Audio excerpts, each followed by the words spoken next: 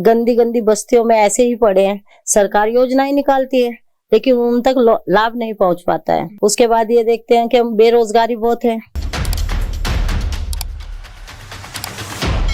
नमस्कार, मैं श्वेता सिंह स्वागत करती हूं आपका आईपा में। आईपा यानी all India progressive politics association, जहां हम बात करते हैं प्रगतिशील राजनीति के लिए सामाजिक मुद्दों पर और आप तक पहुंचाते हैं जनता की सटीक मांगे और सटीक राय। वहीं आज मेरे साथ मौजूद है शमिष्ठा प्रालियान, जो कि बसपा समाज पार्टी से इस बार रायपुर विधानसभा से चुनाव की तैयारी कर रही हैं और उन्हीं से जानते हैं कि किन मुद्दों को लेकर वो इस वक्त चुनावी मैदान में उतरने जा रही हैं। पहले तो बहुत स्वागत है मैम आपका आईपा में। Thank you ma'am. मेरा पहला सवाल आपसे होगा कि रायपुर विधानसभा की अगर मैं बात करूं तो क्या क्या समस्याएं आप देख रही हैं रायपुर विधानसभा में इस वक्त, जो कि जिन पर नजर नहीं डाली गई है? मैम अभी जैसे कि हम चुनाव के दौरान दौरा कर रहे हैं फील्ड में, और उससे पहले भी मैंने काम किया है फील्ड में, तो मैं देखती हूँ कि जो लोग गरीब हैं वो गंदी गंदी बस्तियों में ऐसे ही पड़े हैं। सरकार योजनाएं निकालती है लेकिन उन तक लाभ नहीं पहुंच पाता है। उसके बाद ये देखते हैं कि हम बेरोजगारी बहुत है। हमारा मुद्दा इन्हीं चीजों पर रहेगा और महिला उत्थान के लिए हम काम करेंगे। महिलाएं बहुत परेशान है बेचारी।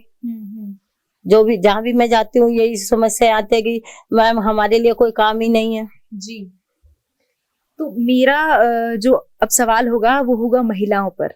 कहीं ना कहीं उत्तराखंड की अगर मैं बात करूं तो उत्तराखंड को बनाने के लिए सबसे ज्यादा जो योगदान था वो महिलाओं का था। आंदोलनकारी जो रही हैं वो महिलाएं ही रही हैं। लेकिन कहीं ना कहीं मैं ये देखती हूँ या ये हम देखते हैं कि महिलाओं को वो हक अभी भी नहीं मिल पाया है उत्तराखंड में। अगर आप आती हैं रायपुर क्षेत्र की जो जनता है, जो महिलाएं हैं, किस तरीके से उनके लिए आप काम कीजिएगा?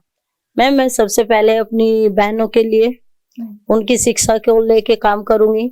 स्वरोजगार के लिए, जैसे हाउस वाइफ है, क्योंकि मैं खुद एक हाउस वाइफ है, मुझे ये अच्छे से पता है कि हर लेडीज कुछ ना कुछ करना चाहती है। आज की डेट में हर लेडीज चाहती है कि मैं स्वावलंबी बनूं, चाहे वो छोटे तबके की हो, मध्य वर्ग की हो या फिर आपकी हाई सोसाइटी की हो।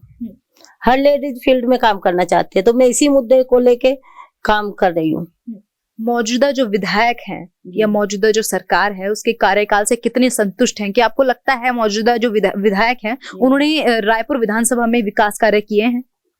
मैम अभी मुझे तो नहीं लगता कि कुछ उन लोगों के लिए उन्होंने कुछ खास काम किए हैं। मैं संतुष्ट नहीं उनके किसी भी काम से। आपको कहाँ लगता है कि विकास नहीं हुआ है? किन की चीजों को लेकर आपको लगता है? मुद्दे क्या है जिनको लेकर आप चुनाव लड़ने की तैयारी कर रही हैं? मैम सबसे बड़ा मुद्दा तो ये है कि महिलाओं को स्वावलंबी बनाना है, क्योंकि मैं एक महिला हूँ। और दूसरा मुद्दा है कि बेरोजगारी बहुत है। फिर आपने भी देखा होगा फील्ड में कि कैसे गरीब लोग हैं, वे बेचारे किस तरह से मजदूरी करके अपना पेट पाल रहे हैं। अभी नदियों के किनारे जो बस्तियां बसी हुई है, अब वो बरसात में उनके घरों में पानी घुसता है, वे तो इधर से उधर भी नहीं जा सकते।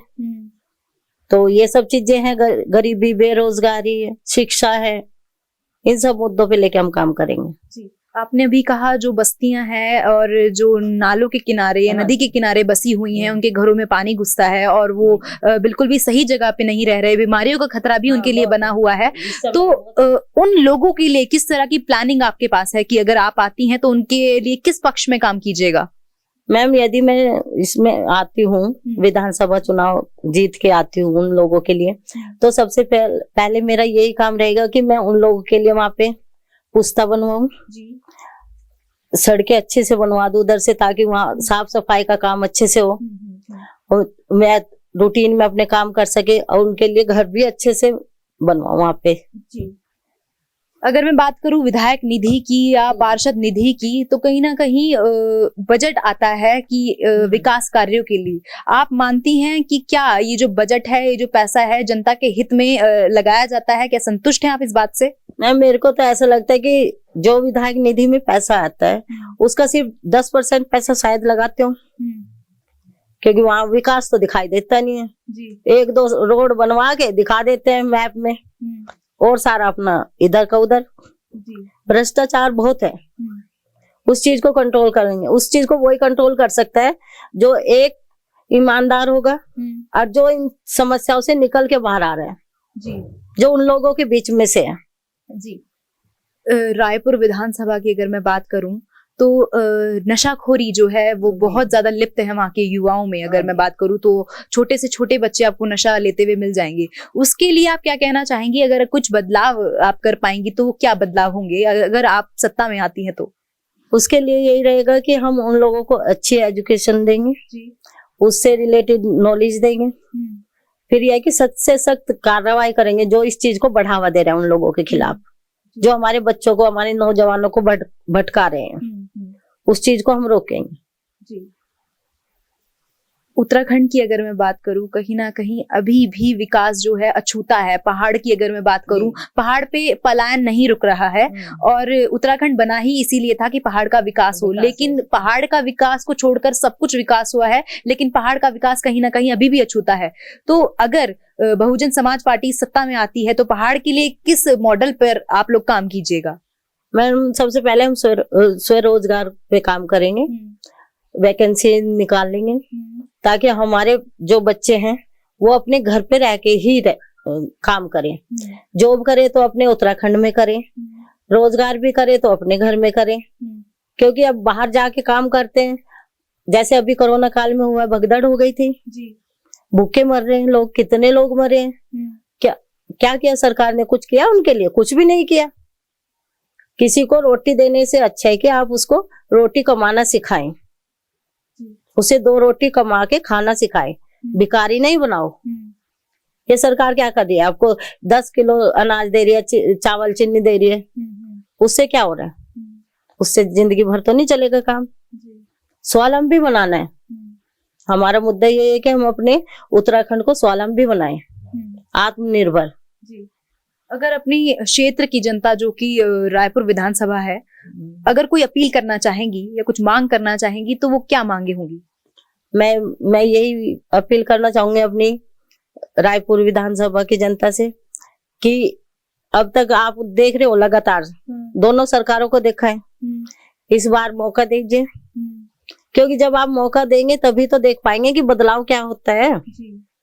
यदि आप एक महिला को मौका देंगे, महिला अपने घर की साफ सफाई करती है, समाज की भी गंदगी साफ कर सकती है और वो अच्छे से करना जानती है, गंदगी को साफ करना कि कैसे की जा सकती है। जिस तरह से मैंने आज आपसे बातचीत की, आईपा की ये जो मुहिम है हमारे प्रदेश में या हमारे देश में, हमारे समाज में प्रगतिशीलता लेके आने की और राजनीति में प्रगतिशीलता लाने की, ये आपको कैसी लगी? आप अपने कोई सुझाव देना चाहेंगी आईपा को तो क्या होंगे? मैं यही सुझाव देना चाहूंगी कि आप सच्चाई का साथ दीजिए, आप अच्छे लोगों के साथ खड़े होइए ताकि समाज जागरूक हो। क्योंकि आज मीडिया में क्या हो रहा है, जिसकी सत्ता है उसी की बात करती है मीडिया। मैं भी न्यूज देखती हूँ, सारा दिन न्यूज देखती थी, पहले भी देखती थी, अभी भी देखती हूँ। तो उसमें क्या होता है? यही होता है, निष्पक्ष होना चाहिए मीडिया को, अच्छे लोगों को का साथ देना चाहिए ताकि सरकार में अच्छे लोग आ सके। तो ये हमारे साथ थी शमिष्ठा जी, जिन्होंने साफ कहा है कि अगर महिला घर का काम अच्छे से कर सकती हैं, घर की गंदगी साफ कर सकती हैं, तो समाज को भी बखूबी साफ कर सकती हैं और स्वच्छ बनाकर उसका विकास कर सकती हैं। महिलाएं किसी से कम नहीं हैं।